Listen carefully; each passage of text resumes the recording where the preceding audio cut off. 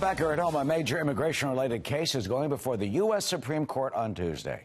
The justices are set to hear arguments on President Trump's decision to end DACA. You know, that's the program that protects hundreds of thousands of undocumented immigrants, known as Dreamers, who came to this country illegally with their parents when they were minors. Let's bring in Caitlin Owens on this. She is congressional reporter for Axios. So, Caitlin, do we have any indication how or where this case will go, how it could be decided?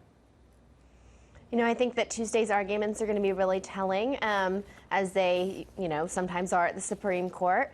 But regardless, this is a hot-button issue, and the decision will likely come out in June, just as the 2020 election is, the general election is well underway. And regardless of the outcome, it's going to be a political bombshell right in the middle of that election. Yeah, that'll raise that issue right to the front. Let's say if the president wins on that, he'll say, I was right. If they get a defeat, then that could give fodder to the Democrats. Would that then embolden them? Right. And, I think that either way, so if the president does win his argument, that means that Dreamer protections have been lifted. Now, the president has said that punts the issue to Congress. And as you were saying, it's an incredibly emotional issue. The specter of these immigrants who came here as children through no fault of their own, then facing deportation. But the thing is, I think it's hard to see Congress acting, especially in any kind of quick fashion in today's, partisan divide. But if the president loses, that does give fodder to Democrats who say, this was wrong all along. And then that'll give kind of wind into their sails heading into November. You talk about those who are affected. Ironically, one of the lawyers arguing, for the DACA law is a Dreamer himself. Luis Cortez, he's a lawyer. He came here undocumented when he was 1 year old. And you talk about Congress. Let me show you some tweets of the president just the other month talking about thinking there could be a deal.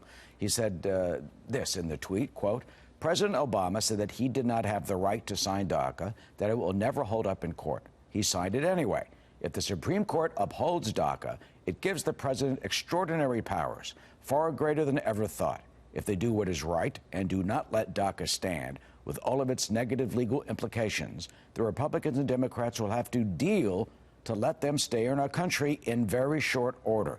It would actually benefit DACA and be done the right way. So the president there is saying that even if he does suffer a defeat on this issue, he still thinks there's a way forward. Do you see the Democrats giving him an inch at all when it comes to this issue? No, I mean, it's hard to see that happening for sure. I mean, the Congress has been trying to work on some kind of deal, especially involving Dreamers, for years now and hasn't been able to do it. There's no policy that can get the support of both sides because obviously in a deal there's give and take, and neither side are in a position to give anything at this point.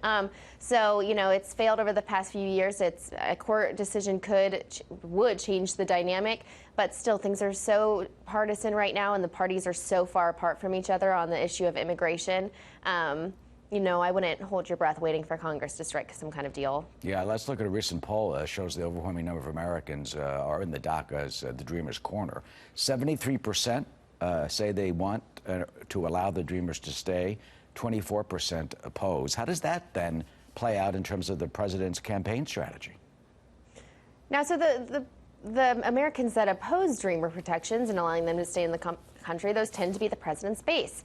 The 3/4 of the country that think they should be able to stay, those tend to be Democrats and more moderate and independents. Now, of course, heading into an election, it's important to rally your base so that they turn out. But it's also, you can't win an election with your base. So, I think that the president, this isn't a great issue for him just because of the vast majority of moderates and independents who side with the Democrats on it. And, of course, those votes are key to any kind of general election. And certainly one of the issues that will resonate with his base and that he will continue is one of the keystone issues of his administration. That has to do with the wall. He will go out there, be campaigning, saying that he's building the wall. Right.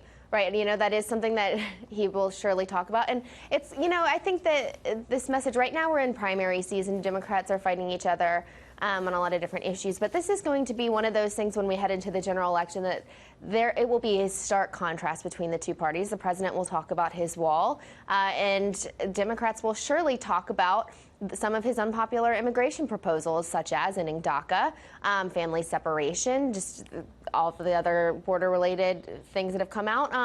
And it's going to be a huge, potent issue heading into 2020. Yeah, a huge, potent issue, as you say, coming in spring, a decision they expect in June, right plop in the middle of everything, you know, a few weeks before the political convention. So it'll be a hot topic. Caitlin from Axios. Caitlin, good to see you. Thank you.